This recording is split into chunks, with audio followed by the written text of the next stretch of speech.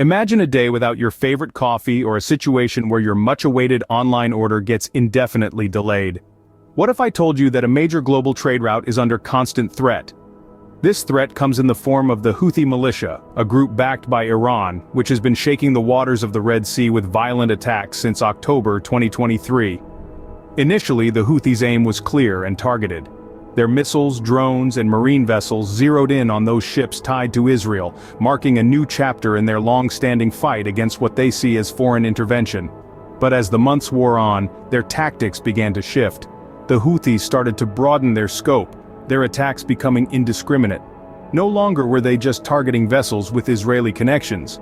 Now, any ship that dared to traverse the Red Sea could find itself in the crosshairs of the Houthi militia. This escalation marked an alarming turn of events, one that has far-reaching implications. The Red Sea isn't just any body of water. It's a lifeline for global trade, accounting for 30% of shipping containers and a staggering 90% of global trade in goods. The Suez Canal, a crucial component of this route connecting the Red Sea to the Mediterranean, facilitates the passage of approximately 17,000 vessels annually, representing 12% of worldwide commerce. But, with the Houthis prowling these waters, this vital artery of global trade is under threat.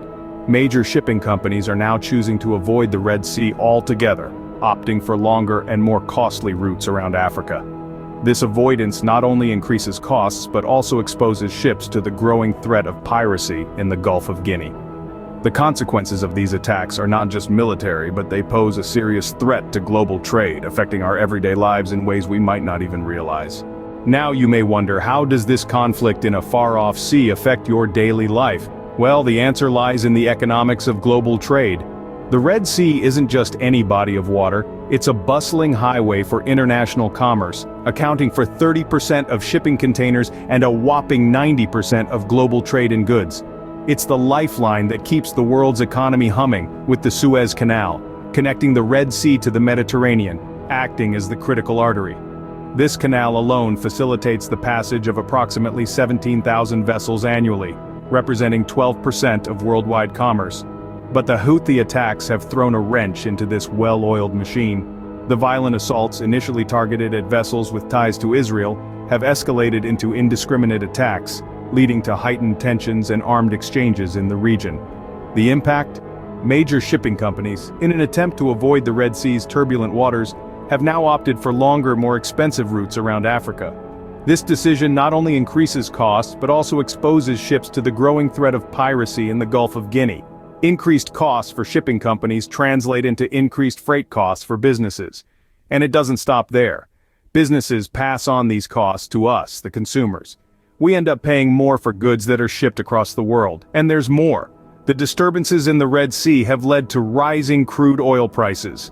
The region is a significant gateway for oil shipments, and any disruption can cause prices to skyrocket. Again, this hits us in the pocket with increased fuel costs and higher prices for goods and services that rely on oil. Even companies like Maersk, the world's largest shipping company, have felt the pinch. They've had to implement fees and surcharges for transporting goods through the Red Sea, adding to the overall cost of global trade. The ripple effects of this conflict are felt worldwide, with consumers bearing the brunt of these increased costs. But there's more to this than just economics. The Houthi attacks have sparked a military escalation, transforming the Red Sea region into a geopolitical hotspot. The Red Sea, once a bustling hub of international trade, has become a theater of conflict. It's not just the Houthis and their Iranian backers involved here.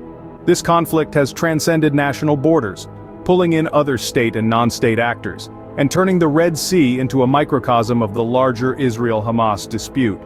The militarization of the Red Sea has far-reaching implications. It's not just about the immediate threat to vessels navigating these waters, it's about the ripple effect that this conflict has on the broader geopolitical landscape. When we talk about militarization, we're talking about an increase in military presence and activities. The Red Sea, once a passage of peace and trade, is now a contested space, bristling with military hardware and cloaked in an atmosphere of tension. This militarization sends a message of power, of territorial claims, and of the willingness to use force to protect these claims. It's a message that reverberates beyond the Red Sea, echoing in the corridors of power around the world. And then there's the continued threat to global trade. The Red Sea isn't just any sea, it's a vital artery of global commerce, accounting for a significant portion of shipping containers and global trade in goods. The Suez Canal, a key component of this trade route, facilitates the passage of a staggering number of vessels annually, representing a substantial chunk of worldwide commerce. But the continued attacks and the rising tensions have led to a shift.